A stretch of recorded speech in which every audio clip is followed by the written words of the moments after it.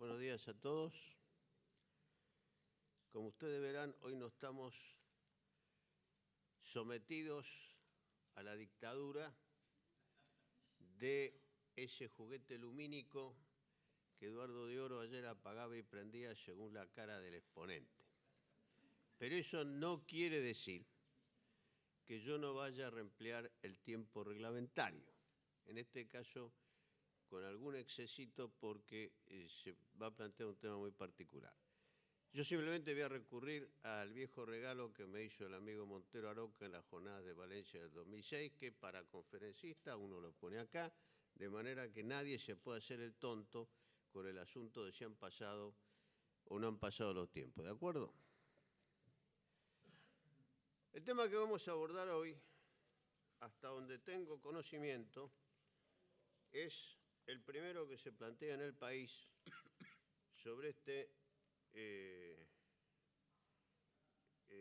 tema que se encuentra en el programa.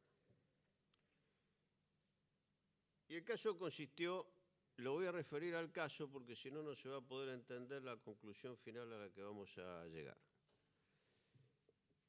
En primer lugar, se trataba de un hecho grave en donde el imputado dijo siempre la verdad. Esto lo afirmo a priorísticamente porque siempre dijo la verdad. Más aún, cuando se produjo la famosa declaración indagatoria con la cual cerraré la exposición, pese al consejo del abogado defensor de negarse a declarar, el imputado quiso decir la verdad. Y la dijo. A esa declaración se añadió el hecho de que fue coincidiendo con todas las diligencias de las IPP, que entre otros hablaba ayer Héctor y varios más, sobre que la IPP, o Instrucción Penal Preparatoria, desvirtuaba completamente la historia del plazo razonable. Recalco bien el hecho porque toda la prueba que se hace en la IPP coincidía con la voluntaria declaración del imputado, pese al consejo contrario, vuelvo a recalcarlo, del abogado defensor. No obstante eso,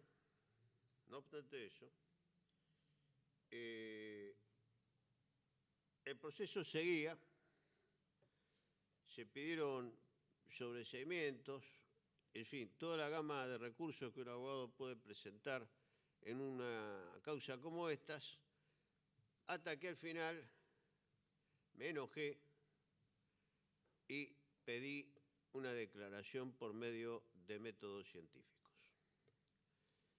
No era nada que se ignorase en la Argentina, porque como bien recordarás vos, Héctor, entre otros, el anteproyecto Mayer lamentablemente no salido en su momento debido a las cuestiones políticas que conocemos todos, hablaba expresamente del tema, no sé si te acuerdas, era el artículo 4º, 5º, 9º, por ahí, 46, del anteproyecto Mayer, hablaba claramente de esta declaración mediante métodos científicos. Entonces yo lo planteé. Y al plantear la cuestión, introduje una serie de elementos de derecho comparado. La ponencia está a disposición de, supongo que de Jorge Alvarado, en esa página del instituto, de todas maneras está registrada. Una serie de precedentes, pero además destacando siempre la voluntariedad del acto. ¿Sí? Entonces presenté un escrito en donde pedía expresamente esa situación teórica, porque no era ley, del anteproyecto de Mayer. Ante mi gran sorpresa de abogado, litigante, el juez se lo tomó en serio. Entonces convocó una junta médica. Me hicieron ir, estuve 4 horas caminando el pasillo mientras deliberaba la Junta, yo había propuesto pentotal o fenobarbital y se hace la Junta Médica, me hacen pasar al cabo de 4 horas de deliberación al despacho del juez y me dice, mire doctor, la verdad hemos resuelto hacerle lugar a la prueba, pero hay un par de objeciones médicas acá que quisiéramos que usted esté de acuerdo para poderlo implementar. Y entonces me dice que tenían cierto temor al fenobarbital, al pentotal, por que es un método obviamente invasivo del cuerpo, aunque voluntario en este caso, alguna reacción alérgica, anafilaxia, es un caso muy poco común, casi nunca, no conocemos ninguno en el país. Entonces propusieron el método de la sofrología. La sofrología es una ciencia vinculada al hipnotismo, a un punto tal que la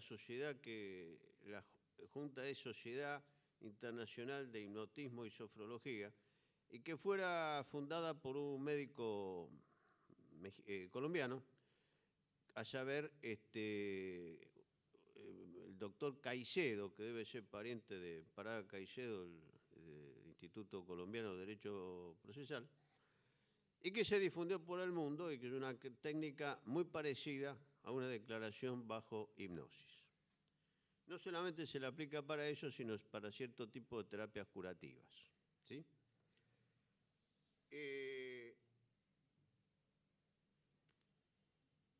Entonces, se decide usar el método de la sofrología. El fiscal, por supuesto, se opone, y el particular unificado se opone el doble, diciendo que eso era violatorio de los derechos humanos. Que la persona estuviera presa indefinidamente no era violatorio de nada, pero hacer esa prueba era violatorio de la dignidad del hombre, no sé qué otra cosa más que se pusieron por ahí. Dicho esto, se hizo la prueba, que consiste en una serie de sesiones que no pueden ser sucesivas, por la sencilla razón de que causan un estado de tensión. Entonces, para hacerla fue necesario alojar el imputado, o sea, mi cliente, en el que conoce el Departamento Judicial de Lomas, en los calabozos que están en el subsuelo, que son solamente para traslado, pero había que tenerlo disponible en todo momento, así que tuvo además que soportar 60 días de calabozo, digamos, no de castigo, pero de calabozo no hábil para calabozo de cárcel, para poder cumplir con esta cuestión. Se hicieron aproximadamente 9 sesiones, si no recuerdo mal. A partir de ahí, el fiscal y el defensor se opusieron, el juez lo rechazó, el auto no fue apelado a la Cámara y se hizo la sesión. El fiscal no fue nunca. Vino el perito del particular damnificado y a la segunda sesión dijo, yo acá no vengo más porque tengo la cosa muy clara. Y se fue. Conclusión, de todo lo que quedó grabado, que desgraciadamente, como suele ocurrir en nuestros tribunales, se pierden las cosas, los videos de las diferentes sesiones, que hubiera sido útil mostrarlas acá, se han perdido. Se han extraviado los videos y bueno, no se puede reconstruir. Yo he traído una solución supletoria, pero de todas maneras, esta fue la realidad. Entonces, el proceso, por una serie de cuestiones procesales, ya con el cliente mío en libertad, siguió una serie de avatares, esto estamos hablando de los años 90, y terminó de enjuiciarse oralmente en marzo del año pasado, en abril del año pasado, perdón, por lo del plazo razonable que hablábamos ayer. Y en conclusión, la discusión se produjo porque era juicio de Jofré, oral, con cámara, no con tribunal oral, pero a la vez con 338. ¿Se entiende lo que digo? Que se seguía. El artículo 338 es aquel que antes de la vista de la causa, las partes ofrecen las pruebas que van a hacer valer en el juicio, se aceptan, se rechazan y con esa prueba es la que se incorpora al debate. En la etapa del 338, ocurrió que nosotros introdujimos los videos. Y obviamente el fiscal y el partido unificado se opusieron. La resolución de la Cámara fue muy sencilla. Vale la pena que lo leamos porque esto puede ayudar a reparar muchas injusticias de las que se cometen a diario. Incorpórese por lectura las actas de declaración del imputado. Incorpórese y por exhibición los cassettes, videos y fotos obtenidas durante las sesiones de sofrología, pues la oposición de la Fiscalía, que considera esta práctica carente de todo valor ético, jurídico, constitucional y humano, no tiene suficiente sustento argumentativo, dado que, contrariamente a lo sostenido por la defensa, pareciera que el ofrecimiento reposa sobre la intención del imputado de dar a conocer cuanto exclusivamente por esta práctica podría aportar, sin que resulte producto de sometimiento a ninguno de los extremos aludidos por el fiscal, sino de su libre consentimiento, avalado por el dictamen de la Junta de Idóneos que oportunamente se expidieron y que llevó al magistrado instructor a recibirla en las condiciones que se documentó. En el sentido analizado, conforme lo enseña el doctor Mayer, el Pacto Internacional de Derechos Civiles y Políticos, en su artículo 7, no prohíbe recurrir a estos medios si se cuenta con el consentimiento libre del interesado. Y cita: nadie será sometido sin su libre consentimiento a experimentos médicos o científicos. Fundamentos de Derecho Procesal, doctor Mayer, página 672, Ediciones del Puerto, 2002. Está de más decirles que, obviamente, el juicio terminó en una absolución, sin ningún tipo de dudas. Y esto trae aparejado, más allá de la que ya estaba demostrado desde el principio, desde la IPP, esto debió haberse sobreseído en su momento, lo cierto es que trae sobre el tapete para qué sirve la indagatoria. Y yo creo que en un marco más general de este Congreso hay que sentar la base de que hay que suprimirla. Porque si se dice la verdad, no se le cree. Si miente, se evacúan la cita. Cuando evacúan la cita, yo salgo y digo, estaba con Granillo en Miami, pero por favor, estábamos en la playa del Hotel Ta. Exhorto al juez de Miami a ver si yo estaba con Granillo. Entonces, yo creo que con la declaración tal está, hay un error conceptual en nuestro derecho y viene bien que lo abordemos ahora por el tema del programa de juicio por jurado. Para mí y para el sistema racional anglosajón en el punto, el imputado es un testigo. Es un testigo sospechoso porque es testigo de su propio hecho. Pero venir a una corte de justicia, como dijo alguna vez Víctor Corbalán en un congreso que hicimos en el año 91, con la entrada de vigencia del Código Lebene, lo cierto es que declarar ante una corte es una cosa muy seria y nadie puede venir a mentir. Entonces, la propuesta que sale de acá, viendo el fracaso de todos los otros métodos, es que el fiscal prescinda del imputado y si tiene un caso sólido y el imputado quiere aclarar su situación, venga y la aclare, pero que preste juramento. Esto es lo que tenía que decir. Ahora, otros dirán, Domínguez está macaneando. Mirá el cuento que está haciendo. Yo, gracias a la colaboración de mi ex cliente, incluso diría ahora hasta amigo, lo he traído a la sesión para que les explique en 5 minutos en qué consiste el método al que él se prestó voluntariamente.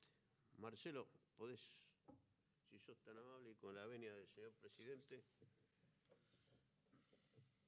puse los 15.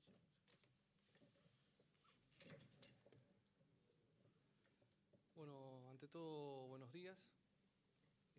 Bueno, como dijo muy bien el doctor, yo me presté voluntariamente a este sistema fundamentalmente porque ya había pedido de todas formas posibles demostrar la verdad.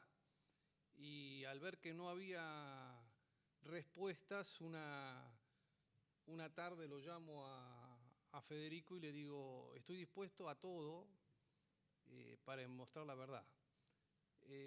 Y es así que, bueno, habla con el juez y la única opción que nos dio, yo me aceptaba cualquier tipo de método.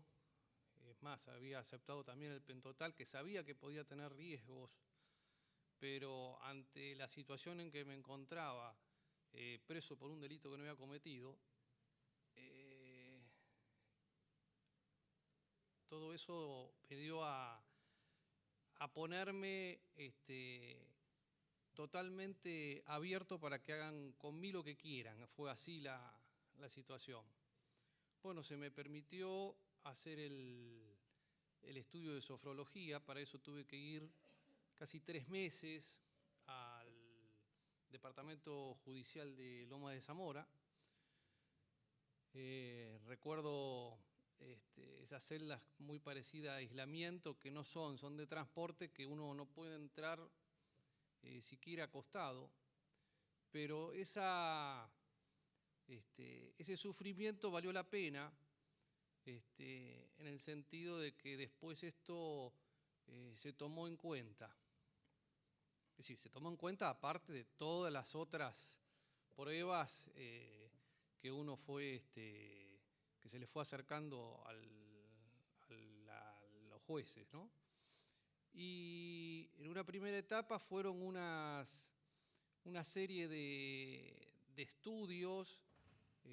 Acá cabe acotar que la persona que llevaba todo, la voz cantante y el estudio propiamente dicho de sofrología, era el jefe de periciales de Lomas de Zamora. Es decir, no es que yo había llevado un perito sofrológico, sino era el jefe de periciales, que era el jefe que hacía todo el estudio ante mí, con sí peritos de parte, primero de la parte del querellante y peritos de parte mía.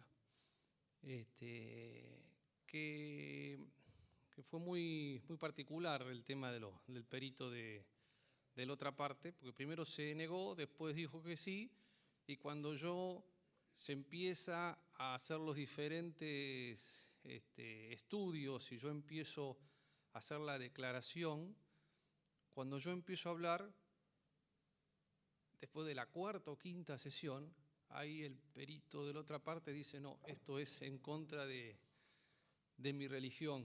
Es decir, las 4 o 5 anteriores parece que no era de la misma religión, ¿no? Fue muy particular ese tema. Después, ¿en qué consistía? Primero se me llevó a un estado de hipnosis, que eso fue ayudado, es decir, o corroborado, mejor dicho, con un electroencefalograma que me hacía a la par, que determinaba que yo me encontraba en un estado, que si mal no recuerdo, un estado alfa. Y cuando yo llegaba a ese estado, el perito, me acuerdo que era Castro Moure, que era el jefe de servicio de peritos de ahí de Lomas de Zamora, me empezó primero a hacer unas preguntas que después veo en el resultado, en la filmación y en los escritos que yo firmo, es decir, comunes, sin tener nada que ver con la causa. Después sí se hacen, me llevan, después de varias sesiones de corroborarse de que yo estaba en ese estado, me hacen declaración indagatoria, una nueva declaración indagatoria. Yo recuerdo muy poco de eso, es decir, después cuando leo las declaraciones, me doy cuenta de que hay datos que increíblemente, hasta me acuerdo horarios, cuadras, cosas muy, muy sutiles que sí que corroboran a todas las declaraciones anteriores. No es que esta, que se hace casi 2 años después de mis 2 primeras declaraciones indagatorias, modifican en algo, sino todo lo contrario, son ampliaciones y corroboran las anteriores. No sentí para nada un rechazo hacia mi persona cuando yo hice esto, todo lo contrario. Y una cuestión que también hice y que se lo dejé también en claro al doctor, que cuando me hicieran las preguntas, que me las hicieran tanto todo relacionado a la causa, porque no tenía nada que esconder, tanto para esa causa ni anterior. Es decir, que yo me encontraba en tal desesperación para decirles y para reafirmar mi verdad, que dije, pregúntenme lo que quieran. Tanto de porque yo vine aquí o porque estaba en ese momento preso, sino de mi vida pasada. No sé, Federico, si hay alguna otra. Creo que no. Si hay pregunta del auditorio a él, por unos minutitos la permitiremos porque admito que es un caso novedoso. Pero si no hay preguntas. Simplemente esto, si usted puede describirnos un poco, si recuerda el mecanismo de interrogatorio. ¿Recuerda algo de eso? Te lo contesto yo. En rigor de verdad, diría que casi nada, porque yo estuve presente en varias, no en todas. Lo que, corregime si me equivoco, Sí, no. lo que se hace es una sesión donde tiene que estar muy calmo el ambiente, no haber ruido, etcétera, etcétera. Las preguntas en general las hacíamos yo por lo menos al oído del perito, o alguno con un papelito, pero no que al alcance que él pudiera escucharlas. Las formulaba el perito, esto fue como trabajamos. Ahora, Sí, justamente lo único que me quedó claro es la voz del doctor Castro Moure, sí, eso sí, eso sí. Lo que sí Siempre también hace le eso. quedó claro que nunca se acordó que le habíamos clavado una aguja en la mano y no se dio cuenta. Bien, agradecemos la participación.